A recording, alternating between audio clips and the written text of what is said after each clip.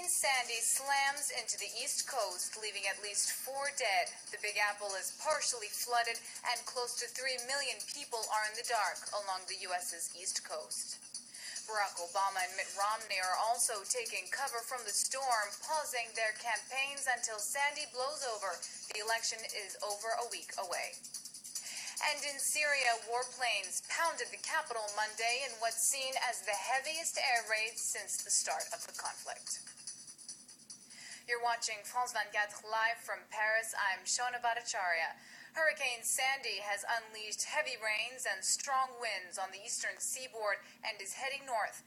But New York was hit especially hard. The Big Apple has been turned into a disaster zone with flash floods and major power outages.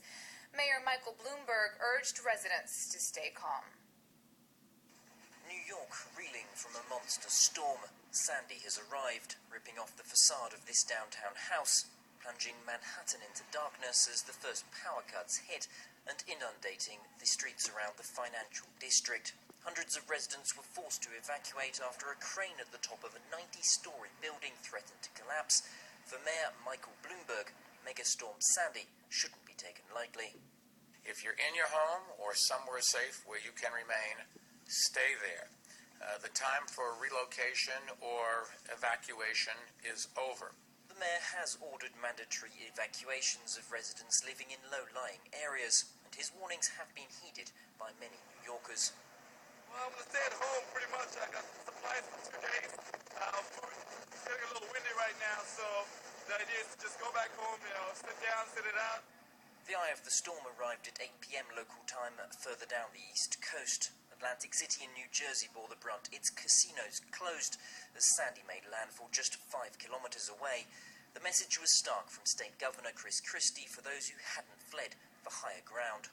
If you're still able to hear me, we need you to hunker down and get to the highest point possible in the dwelling that you're in. We will not be able to come and help you until daylight tomorrow. The authorities have warned to expect fatalities. Indeed, hopes are fading for the missing captain of the wrecked tall ship HMS Bounty.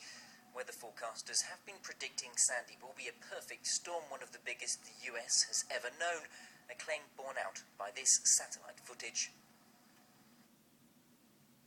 New York resident Laurence Sebeo joins us on the live with more information. She's been watching the sky all day outside her window. Laurence, Mayor Bloomberg says the worst is over. Is that your impression as well? Well, I guess, yes. In terms of the storm, it's not raining outside anymore. It looks like the winds have slowed down somewhat, though there are still heavy gusts of winds coming our way.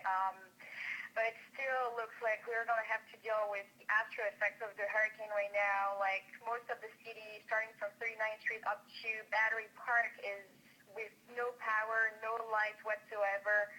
The subways over there are all flooded, so I don't know what is it going to look like tomorrow morning. And we're still expecting heavy rains, yes.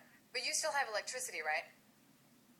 I'm not located over there. I'm in the 50s, but everybody below 39th Street up to Battery Park is no power right now. And so, how have you been keeping busy?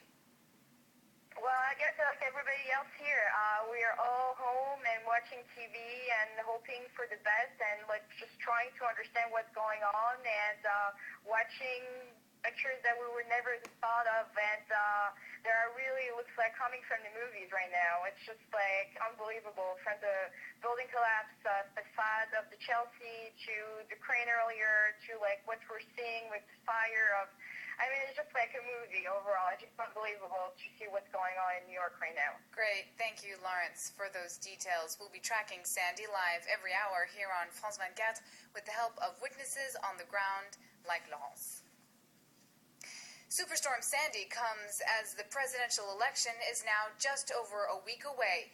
Barack Obama took a return to Washington to handle the government's response, while rival Mitt Romney canceled events in Wisconsin, Iowa, and Florida.